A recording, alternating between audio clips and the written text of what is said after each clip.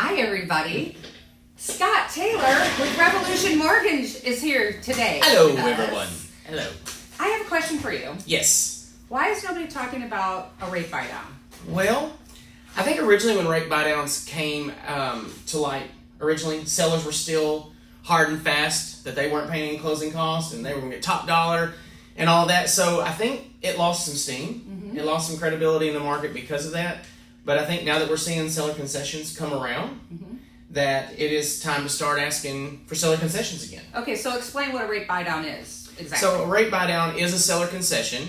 It doesn't have to be listed in your offer as rate buy down. It's just a seller concession, and we as the lenders can apply that seller concession as we see fit in the transaction. So if I'm writing an offer and we write in $10,000 for the seller to pay closing costs, prepaid fees, and other loan fees, that could be one of the fees. That's correct. So you could guide somebody on how much they're going to need based on the purchase price of the home and how much they're putting down. Right. And things like that. If that's part of our plan in the negotiation is to do a rate buy down, then we need to see how much we need to ask for if we want to try to cover all closing costs and the seller and the buy down. Okay, because that can get pretty pricey. So, then that falls into, we have to look at our percentages of what kind of loan program we're on, how much they're putting down, and what are the percentages the seller's allowed to pay. So it's going to vary from person to person, and it's also going to vary on whether or not the seller is willing to pay the concession. But let me ask you this. What would be better if someone's writing an offer, let's say for $300,000, and they're like, well, I don't want to give them full price. I want to come in at $290,000. What would be a better scenario?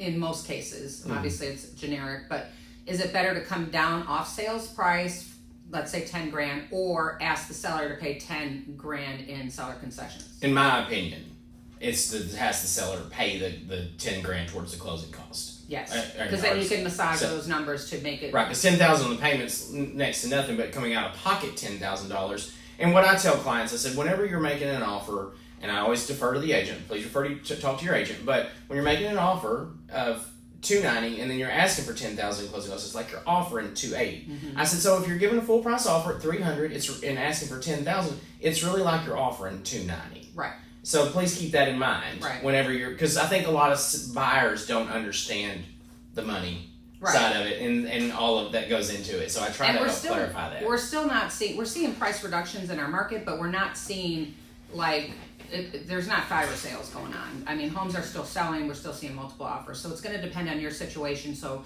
I'm going to put Scott's contact info below. If you're looking to get a mortgage and you want somebody knowledgeable to be able to give you the right information for your particular scenario, we're going to reach out to Scott and then we're going to get a deal done. Absolutely. Reach out, give me a call. Nights, weekends, I'm available. He's always around. He always comes to my open houses too.